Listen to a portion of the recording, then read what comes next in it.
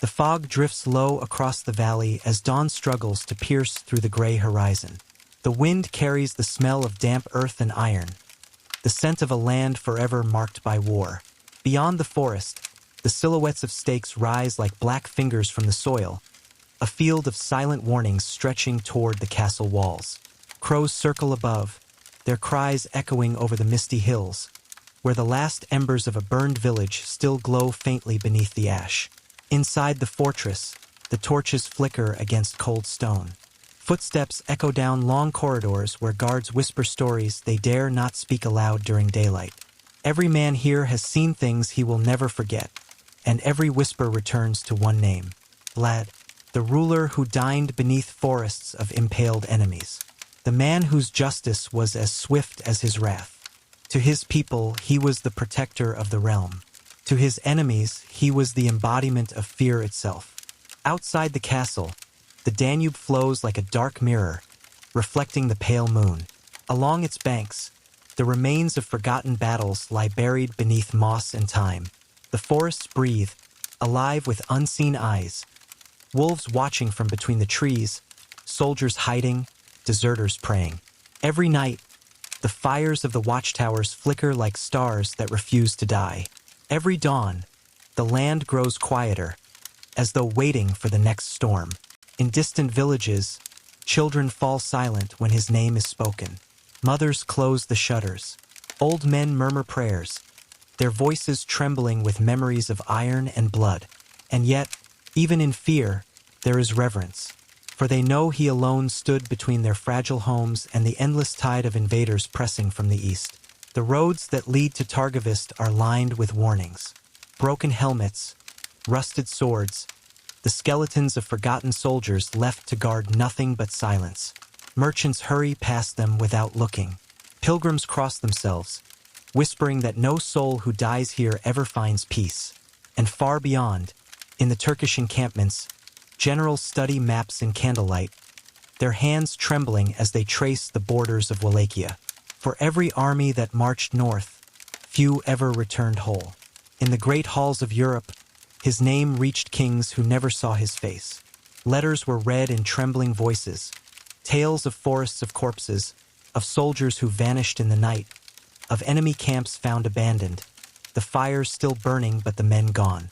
Some called him a monster, others called him a genius of war.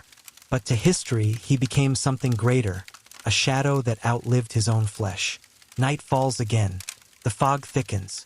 Somewhere, a rider gallops toward the castle gates, bearing a message sealed in wax. The guards open the doors, and the rider collapses, breathless, eyes wide with terror. Behind him, on the horizon, the faint glow of torches marks the coming of another invasion. The drums of war begin once more, slow and distant at first, then faster, echoing through the mountains. Inside the fortress, Vlad stands alone at the balcony. The wind catches his cloak, the torches painting gold and red across his armor. Below him, thousands gather, awaiting orders. He does not speak. He simply raises his hand, and the silence becomes command. Every soldier knows what is to come. Every man knows the price of defiance. The land grows darker, swallowed by clouds and smoke. Rivers run red with the reflection of burning villages. And still he rides, through battlefields where the dead outnumber the living, through forests where the crows never sleep. The world around him bends to his will. The empires beyond his borders whisper his name not as a man, but as a curse carried by the wind. And yet the story does not end here. For each night, as the fires fade and the whispers return, the legend breathes again. Some say his spirit still roams the mountains, searching for the enemies who escaped his wrath. Others say he never died, that fear itself became his body, walking through centuries unseen, watching, waiting. The torches flicker again. The wind shifts. Another soldier wakes from uneasy sleep, hearing footsteps in the dark. The fog rolls in, erasing all trace of dawn. The story continues, endlessly, through the forests, through the valleys, through the hearts of those who still fear the silence after dusk. For the man who terrified empires never truly left. He is the shadow at the edge of every campfire. He is the silence before every storm, and his tale will never end. The night deepens. The torches burn lower, their light flickering across walls that have seen too many winters. Somewhere in the great hall, a candle trembles, its flame bending to the draft that moves through cracks in the stone. Old banners, torn by time and battle, hang motionless, each thread heavy with memory. In the courtyard below, the soldiers sharpen their blades, their faces dim in the glow of dying embers. The clang of steel on steel rings through the air like a slow heartbeat. Every sound is measured, deliberate, as though even the fire itself fears to make too much noise. A scribe sits alone at a wooden table, ink-stained fingers tracing the words of a new decree. He does not dare look up, though he can feel the weight of eyes upon him, the gaze of the ruler who stands silently nearby. Vlad watches, unmoving, his face carved in shadow. He needs no words. His silence commands more than any speech could. The scribe's hand trembles slightly as he writes the sentence that will decide the fate of a village he will never see. Outside, the first snow begins to fall, light, hesitant flakes drifting down over the blood-soaked soil. The land seems peaceful for a moment, as though the heavens themselves try to hide what lies beneath the white. But even the snow cannot bury the truth. Beneath every inch of frozen ground, there are stories buried deep, stories of men who came to conquer and never returned. The rivers are freezing now, their surfaces turning to glass beneath the pale moon. Wolves cross silently, their paws leaving trails that vanish behind them. From the forests, the smoke of distant fires rises. Enemy scouts, perhaps, or villages still clinging to warmth. In the mountains, the bells of monasteries toll softly through the mist, a prayer for peace that will never come. Time passes strangely here. Days blur into nights, seasons fade without notice. The land itself feels caught between life and death, alive with memory, yet haunted by stillness. Travelers who pass through say that even the birds do not sing until they leave Wallachia behind. They say the wind carries whispers, not of ghosts, but of warnings. That if you listen closely, you can hear the cries of the impaled carried over the valleys like echoes that refuse to fade. Far to the south, in the Ottoman court, news arrives again, another failed campaign. Messengers kneel before the Sultan, their eyes low, their voices shaking. The stories they bring are unbelievable. Soldiers vanishing into forests that move as if alive, entire battalions turning back in panic after finding villages lined with thousands of bodies. The Sultan listens, unmoved, though his fingers tighten around the hilt of his sword. He knows what must come, another march north. And so the drums begin once more, and the empire moves toward the mountains. Back in the fortress, Vlad stands before the map table, candles flickering over worn parchment. His generals await his command, their faces pale beneath the golden glow. He speaks quietly, his words measured, each one falling like a blade drawn from its sheath. No hesitation, no mercy, no retreat. The plan is simple: let them come. Let them see what fear truly means.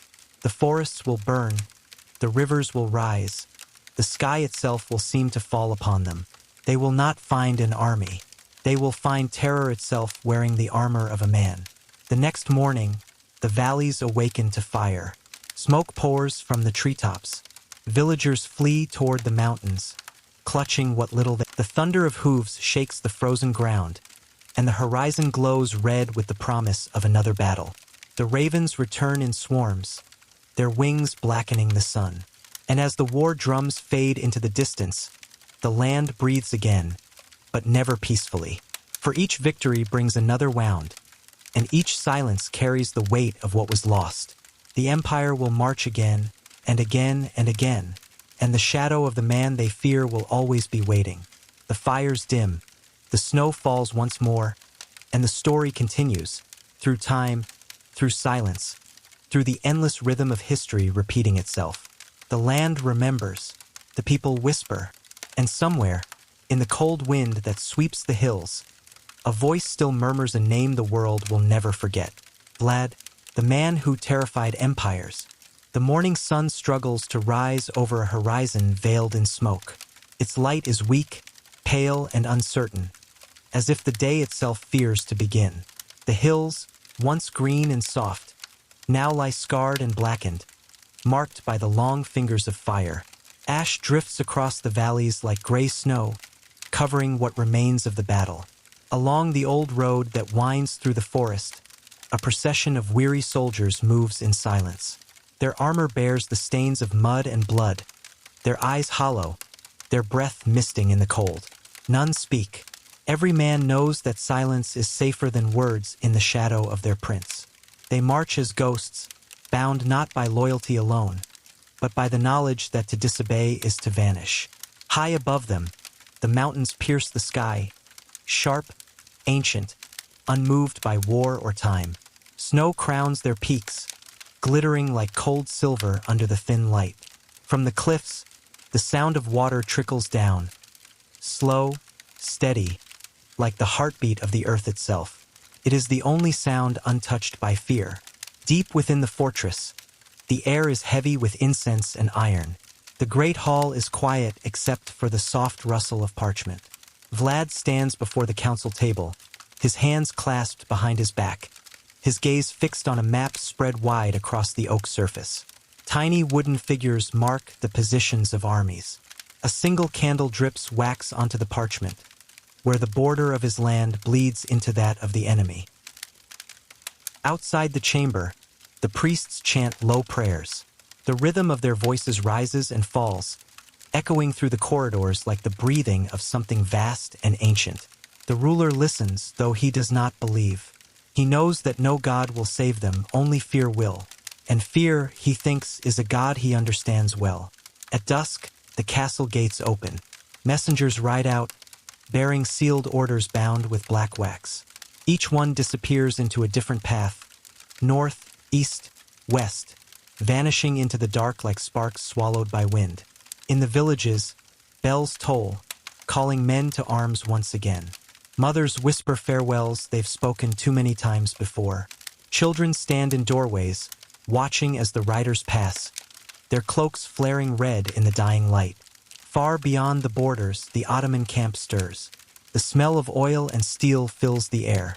Flags ripple in the cold wind, and the murmurs of thousands blend into a single, endless sound, the heartbeat of an empire awakening. Generals gather beneath their banners, their faces grim as they listen to the plan. They have heard the stories, of course. They have heard of forests filled with corpses, of rivers turned black, of men who returned home with empty eyes. But they do not believe in legends. Not yet. As night falls, the two worlds move toward each other once more, two storms destined to collide. The land between them waits in silence, heavy and expectant. Even the animals have fled. Even the rivers seem to hold their breath. Then, somewhere far away, a single horn sounds, deep and mournful. The echo travels across valleys and mountains, reaching the fortress walls. Torch flares. Another answers. Within moments, the dark horizon blooms with fire, a chain of light that stretches into the distance like a burning serpent. The armies begin to move.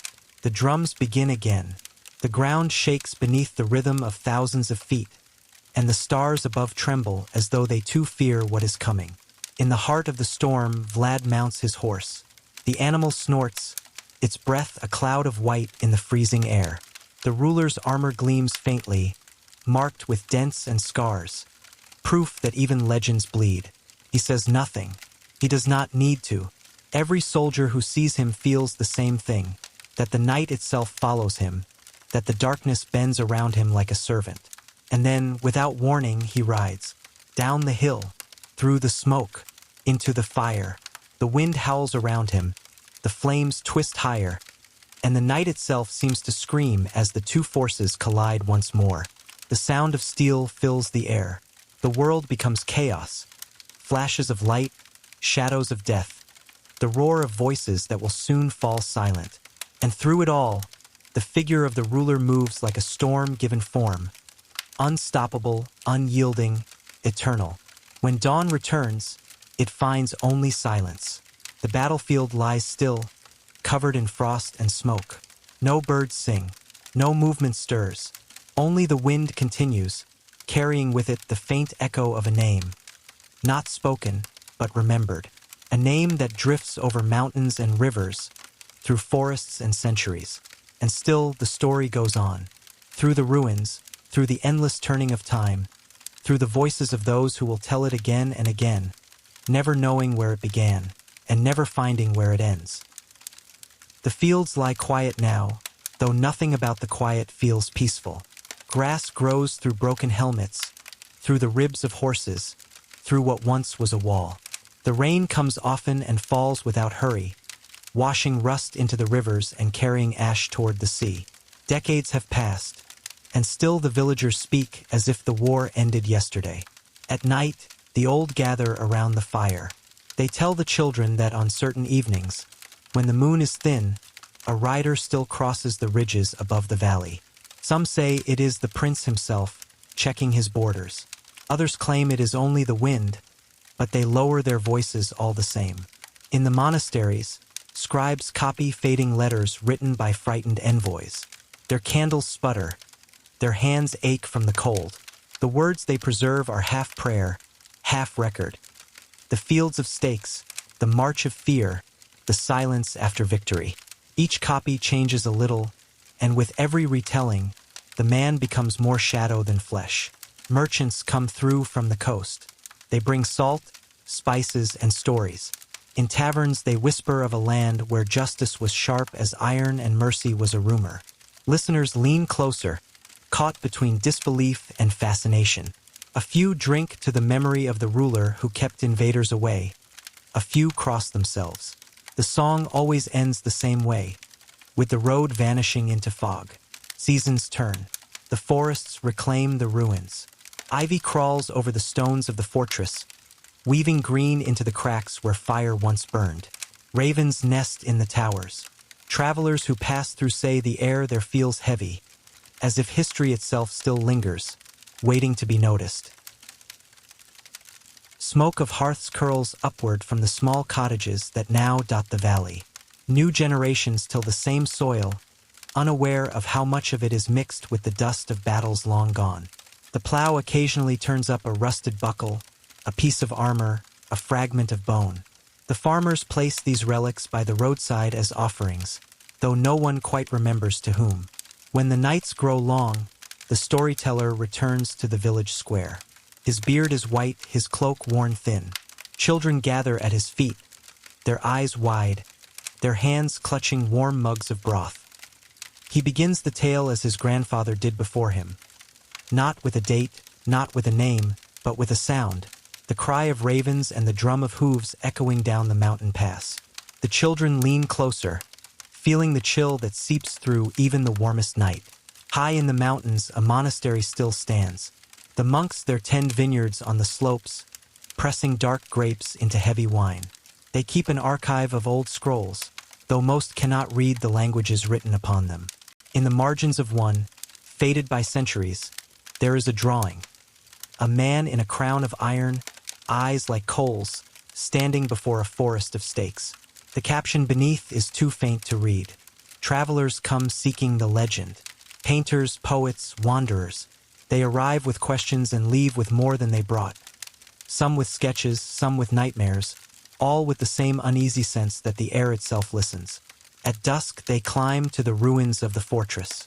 The stones are cold to the touch, slick with moss. From the highest tower, the whole valley spreads below like a gray sea. The wind there never stops. It whispers through the cracks as if speaking a language older than any kingdom. In a distant city, a scholar pores over records from the empire that once feared this land. He reads of campaigns, of failed invasions, of treaties signed in trembling ink. He reads of forests of death and wonders. Winter descends. Snow buries the valleys in silence. The rivers freeze, the roads vanish. For a few months, the world seems to stop breathing. Wolves prowl the edges of the villages, their eyes catching the faint orange of the fires. Inside, families huddle and listen to the wind batter the shutters. The stories return in full then, filling the long nights. Some tell them as warnings, others as comfort, proof that their people once survived the darkness. And when the thaw comes, the land exhales again. The streams run red with clay. New grass pushes through the mud, fragile but persistent. The old fortress gleams faintly in the sunlight for the first time in months, its shadow long and thin over the fields. Birds return to the towers, their cries mixing with the rustle of spring.